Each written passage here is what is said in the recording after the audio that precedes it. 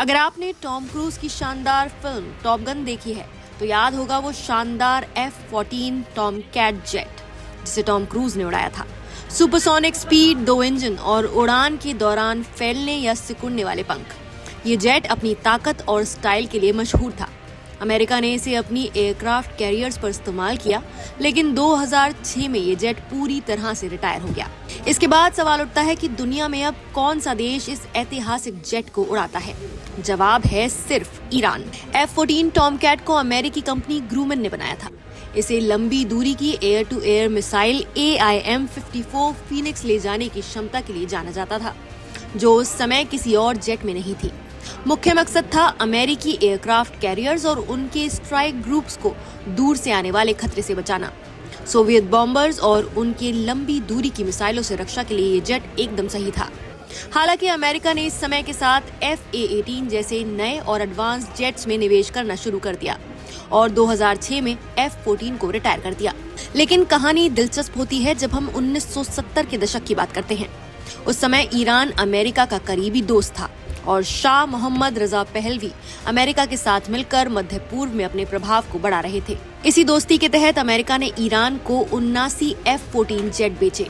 इन jets ने अमेरिकी technology की ताकत और दोनों देशों की करीबी दोस्ती का प्रतीक बनकर इतिहास में जगह बनाई। लेकिन 1979 की ईरानी क्रांति ने सब कुछ बदल दिया। आयतोल्ला रुहुल्लाह खुमैनी ने शाह को सत्ता से हटाया और अमेरिका ईरान के रिश्ते दुश्मनी में बदल गए। इसका सबसे बड़ा असर ये हुआ कि ईरान अब F-14 के लिए जरूरी स्पेयर पार्ट्स नहीं खरीद सकता था। रखरखाव का काम आसान नहीं था। अमेरिकी पार्ट्स ना मिलने की वजह से ईरान ने कैनिबलाइजेशन का रास्ता अपनाया, यानी एक जेट से पार्ट्स निकालकर दूसरे को उड़ाने योग्य बनाना। कुछ पार्ट्स को रिवर्स इंजीनियरिंग के जरिए खुद भी बनाया गया, लेकिन तकनीकी कठिनाइयों और संसाधनों की कमी के कारण सफलता सीमित रही।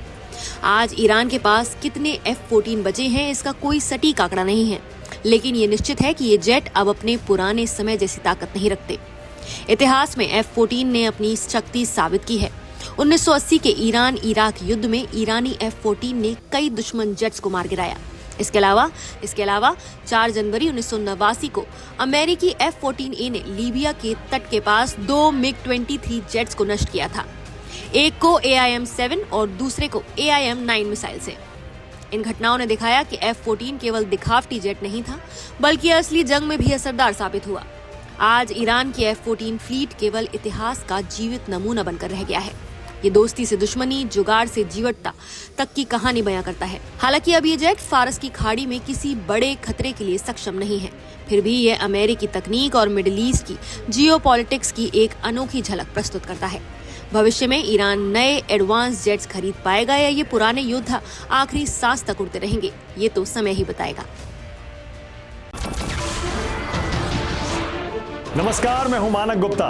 अगर आपको हमारा ये वीडियो पसंद आया हो तो इसे लाइक और शेयर जरूर करें, और हाँ, हमें सब्सक्राइब और फॉलो करना ना भूलें ताकि आप देश और दुनिया की कोई खबर मिस ना करें। तो जुड़े रहिए हमारे साथ और देखते रहिए News 24।